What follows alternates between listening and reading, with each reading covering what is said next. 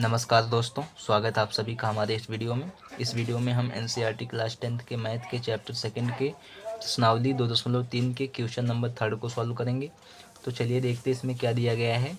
इसमें दिया गया है 3x⁴ plus 6x³ minus 2x² minus 10x-5 के अन्य सभी शून्यक ज्ञात कीजिए यदि इसके दो शून्यक √5/3 और -√5/3 हैं।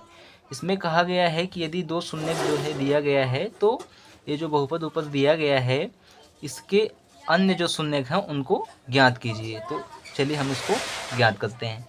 तो इसमें सबसे पहले हल लिखेंगे। हल, अब देखिए ये जो दो शून्यक दिया गया है इसको हम सबसे पहले लिखते हैं। तो यहाँ पे लिखेंगे x बराबर √5/3 और दूसरा क्या है, दूसरा भी x बराबर -√5/3 ये दिया गया है। और इन दोनों शून्यक से हमें अन्य शून्यक जो है ज्ञात करने हैं। तो इसको सबसे पहले देखिए हम क्या करेंगे। अगर हम इसका पक्षांतर करेंगे इधर तो ये क्या हो जाएगा, ये प्लस में है तो इधर आएगा तो माइनस हो जाएगा। तो यहाँ पे लिखेंगे x माइनस √5/3, इसको ब्रैकेट में बंद कर देते हैं। और दूसरे ब्रैकेट में क्या होगा, देखिए इस ये माइनस में है √5/3 और इधर हम लाएंगे अगर पक्षांतर करेंगे तो ये प्लस में हो जाएगा। तो यहाँ पे लिखेंगे x प्लस √5/3। अब देखिए ये हमने लिख लिया। अब देखिए ये क्या है, ये हमारी एक सर्वसमीका बन जाएगी। देखिए a माइनस बी और a प्लस बी। तो a माइनस बी और a प्लस बी बराबर क्या होता है, तो a माइनस बी पहले कोष्टक में और a प्लस बी दूसरे कोष्टक में। ये किसकी सर्वसमीका होती है, तो इसके बराबर होगा क्या, a² माइनस b²। ये होता है। तो हम क्या करेंगे, अब देखिए इसमें हम गुणा नहीं करते हैं, हम डायरेक्ट क्या करते हैं कि ये हमारी सर्वसमीका बन गई तो हम a² और b दोनों का स्क्वायर कर लेंगे तो हमें जो है आसानी हो जाएगी इसको जो है बहुपद बनाने में। तो देखिए इसको सबसे पहले क्या करेंगे, a मतलब x का स्क्वायर और माइनस b मतलब ये जो b² है ये मतलब √5/3 का स्क्वायर। तो एक तो हमें मिल जाएगा, x का x में गुणा करेंगे तो x²। और अब देखिए यहाँ पे प्लस प्लस माइनस माइनस, या ऐसे भी हम लिख सकते हैं, माइनस यहाँ पहले से। अब देखिए इन दोनों का गुणा करेंगे b का, तो यहाँ पे क्या मिलेगा, √5/3 गुणे √5/3। तो यदि ये देखिए दोनों ब्रैकेट में हैं, समान संख्या अगर ब्रैकेट में हो, अगर उसमें हम गुणा करते हैं तो क्या करेंगे, अंडर रूट में हो तो ये संख्या बाहर निकल जाती है। तो बराबर क्या होगा, 5/3।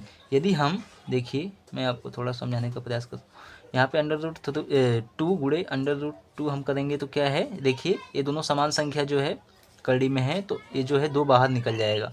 तो इसी प्रकार से जो है ये दोनों समान है तो ये संख्या जो है बाहर निकल जाती है। तो यहाँ पे हो जाएगा 5/3। तो अब क्या करेंगे हम, यहाँ पे देखिए यहाँ पे हमारा मिल जाएगा 5/3, ये हमें मिल गया।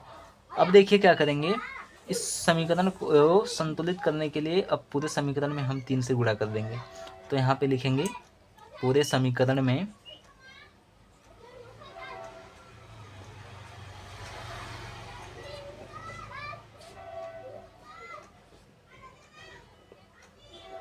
तीन से गुणा करने पर, क्यों 3 से गुणा करेंगे, क्योंकि हमको जो है इसको क्या करना है, बहुपद के रूप में बनाना है। इसको हमें बटे हटाना है नीचे से ताकि हमें भाग देने में आसानी हो। तो हम क्या करेंगे, इसमें 3 से गुणा करेंगे तो यहाँ पे क्या हो जाएगा, देखिए 3 गुणे x² और माइनस 5/3 गुणे 3। अब देखिए यहाँ पे ये 3 और 3 आपस में ये देखिए कैंसिल हो जाएंगे और यहाँ पे इसमें 3 का एक्स स्क्वायर में गुणा करेंगे तो हो जाएगा 3x² माइनस 5। ये हमें प्राप्त हो गया। अब देखिए हम क्या करेंगे, अब हम करेंगे क्या, देखिए ये हमें प्राप्त हो चुका है तो हम क्या करेंगे, ये देखिए इसमें इस संख्या से जो हमें ये बहुपद दिया गया है इसमें हम भाग करेंगे और जो भागफल प्राप्त होगा उससे हम क्या करेंगे, शून्य निकालेंगे। तो सबसे पहले हम लिखेंगे यहाँ पे भाजक क्या हमारा, भाजक क्या होगा, तो भाजक बराबर 3x² माइनस 5 और भाज्य हमारा दे रखा है क्या, भाज्य बराबर 3x⁴ plus 6x³ minus 2x² minus 10x minus 5 ये हमारा दे रखा है। अब क्या करेंगे, देखिए इस भाज्य में हम जो हमें भाजक मिला है इससे हम भाग देंगे और जो हमें भागफल प्राप्त होगा उससे हम शून्य निकालेंगे उसका गुणनखंड करके। तो सबसे पहले भाग का चिन्ह बना लेते हैं यहाँ पे और अब इसमें भाज्य को हम अंदर लिखते हैं तो 3x⁴ plus 6x³ minus 2x² minus 10x minus 5 और जिस संख्या से हमें भाग देनी होती है यानी भाजक हम उसको बाहर लिखेंगे। तो यहाँ पे 3x² माइनस 5 इस संख्या से हमें भाग देनी है। अब देखिए सबसे पहले क्या करेंगे, सबसे पहले हम सबसे बड़ी घात वाली संख्या को देखेंगे। तो यहाँ पे देखिए क्या है 3x⁴ और जिस संख्या से हमें भाग देनी है उसकी पहली घात को देखेंगे, घात वाली संख्या को। तो देखिए 3x² है यहाँ पे, अब हम कितनी बार लेके जाएं इसको कि 3x⁴ प्राप्त हो जाए। तो देखिए 3 दोनों में पहले से है और यहाँ x² है, यहाँ x⁴। अब देखिए कितने की कमी है तो x²। अगर 2 बार हम इसमें और गुणा कर देंगे x² से तो यह 3x⁴ हो जाएगा। तो यहाँ पे 3x² बार ले जाएंगे और जितनी बार ले जाते हैं इन दोनों संख्या में गुणा होगा। तो यहाँ पे क्या हो जाएगा 3x⁴ और इसका गुणा करेंगे तो प्लस माइनस माइनस और दो बार ले जाएंगे ना, एक x² बार ले जाएंगे, सॉरी यहाँ पे x² बार ले जाएंगे क्योंकि यहाँ x² की तो कमी है, 3 तो यहाँ पहले से है। तो यहाँ पे x² बार ले जाएंगे तो हमें मिल गया और a प्लस माइनस माइनस और 5x²।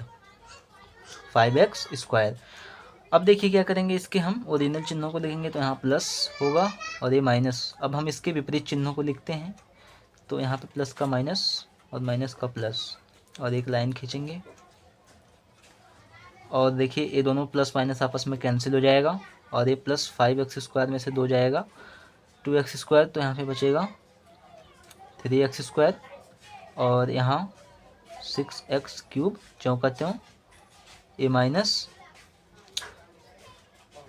प्लस होगा ना क्योंकि बड़ी संख्या का चिन्ह लगेगा यहाँ पे, तो प्लस और माइनस 10x माइनस 5 ये हमें मिलेगा।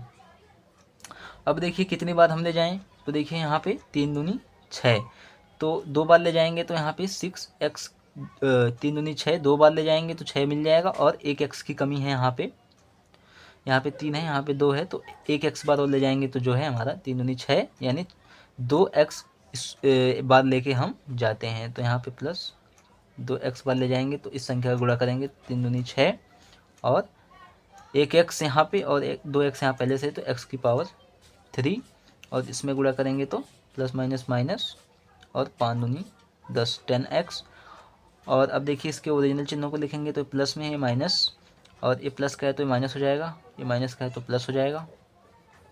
अब ये दोनों आपस में कैंसिल हो जाएंगे और यहाँ पे ये दोनों 10x प्लस माइनस आपस में कैंसिल हो जाएंगे और यहाँ पे बचेगा 3x² माइनस 5। अब देखिए यहाँ पर भी 3x² माइनस 5 यानी एक बार हम ले जाएंगे तो ये पूरी जो है ये संख्या भी भाजित हो जाएगी। तो यहाँ पे प्लस एक बार हम ले जाएंगे तो यहाँ पे 3x² माइनस 5 और ये देखिए प्लस में और ये माइनस है तो ये प्लस का माइनस हो जाएगा, माइनस का प्लस हो जाएगा और ये दोनों आपस में प्लस माइनस कैंसिल, एक 5 भी आपस में दोनों कैंसिल हो जाएंगे और हमें शेषफल 0 प्राप्त हो जाएगा। अब देखिए हमें इसका भागफल क्या मिला, तो x square plus 2x plus 1 ये प्राप्त हुआ। अब हम इसका गुणनखंड करके जो है शून्यकों को निकालेंगे। तो यहाँ पे हम लिखेंगे, इसका हम क्या करते हैं गुणनखंड। तो यहाँ पे x square plus 2x plus 1 है प्लस 2x प्लस 1 है। तो अब हम इसका क्या करेंगे गुणनखंड। तो सबसे पहले देखिए क्या करते हैं गुणनखंड में, हम पहली संख्या का लास्ट वाली संख्या में गुणा करते हैं। तो इसका देखिए इसमें गुणा करेंगे तो यहाँ पे कुछ नहीं है, इसका मतलब एक छुपा होता, तो एक एकम एक होगा। और ऐसी दो संख्याएं हमें खोजनी है जिसका गुणा करने पर तो एक प्राप्त हो, लेकिन जोड़ने और घटाने पर भी हमें जो है एक प्राप्त हो। तो यहाँ पे क्या देखिए क्या होगा, सॉरी, यहाँ गुणा करने पर एक प्राप्त हो और जोड़ने और घटाने पे दो प्राप्त हो, बीच वाली संख्या प्राप्त हो। तो यहाँ पे देखिए ऐसी संख्या क्या है, तो 1 प्लस 1 को जोड़ेंगे तो हमें 2 मिल जाएगा। तो यहाँ पे हम क्या करेंगे, यहाँ पे लिखेंगे एक्स स्क्वायर प्लस, यहाँ पे एक्स भी चाहिए तो एक्स प्लस एक्स, और यहाँ पे प्लस का 1, एक्स एक्स जुड़ के 2x हो जाएगा। तो हमें यहाँ पे एक एक्स यहाँ पे छुपा होता है, एक तो छुपा होता है और यहाँ भी एक छुपा है, तो एक एक्स दोनों आपस में मिलके एक 2x हो जाएंगे। अब देखिए क्या करते हैं, यह 4 पद मिल गए हमें। अब हम दो का यहाँ पे पेयर बनाएंगे। तो अब देखिए दो इसमें से क्या हम कॉमन लें, तो देखिए यहाँ पे एक्स यहाँ भी एक्स यहाँ भी, तो हम एक्स कॉमन लेंगे। तो यहाँ पे क्या मिलेगा, एक एक्स बाहर आ गया, एक एक्स बचा और प्लस कुछ नहीं बचा, तो यहाँ पे एक बचेगा।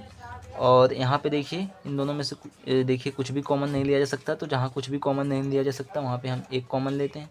तो एक यहाँ पे आ जाएगा और यहाँ पे x और प्लस 1 जो करते हो।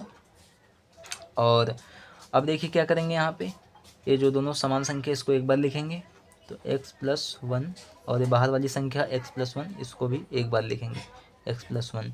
अब देखिए यहाँ पे हम x प्लस 1 बराबर 0 लेंगे, और या यहाँ x प्लस 1 बराबर 0 लेंगे यहाँ भी। और देखिए इसका हम पक्षांतर करेंगे तो यहाँ पे क्या होगा, ये देखिए x इधर जाएगा, एक इधर जाएगा, तो ये प्लस में तो माइनस हो जाएगा, तो x बराबर -1, या x बराबर, ये भी देखिए इधर पक्षांतर करेंगे तो ये भी इधर प्लस है तो इधर जाएगा तो माइनस हो जाएगा, तो x बराबर -1 मिल जाएगा हमें। तो हमें देखिए यहाँ पे 2 शून्य प्राप्त हो चुका है, -1 और -1। तो यहाँ पे लिखेंगे अतः शेष शून्यक -1 और -1 होंगे। तो इस प्रकार से आप शून्यक निकाल सकते हैं। तो दोस्तों उम्मीद करता हूँ कि आपको ये समझ में आया होगा, और समझ में आया हो तो चैनल को सब्सक्राइब करिए, लाइक करिए, वीडियो को शेयर करिए अपने दोस्तों के साथ, और आप कमेंट में अपनी राय हमें दे सकते हैं दोस्तों। तब तक आप अपनी पढ़ाई करते रहिए ऐसे ही। और दोस्तों आप कमेंट, अगर आपको समझ में आया तो कमेंट जरूर किया करिए। आप के एक कमेंट से मुझे बहुत मोटिवेशन मिलेगा कि बच्चे हमसे जो है पढ़ रहे हैं कि नहीं पढ़ रहे हैं। तो मिलते हैं नेक्स्ट वीडियो में दोस्तों, तब तक धन्यवाद।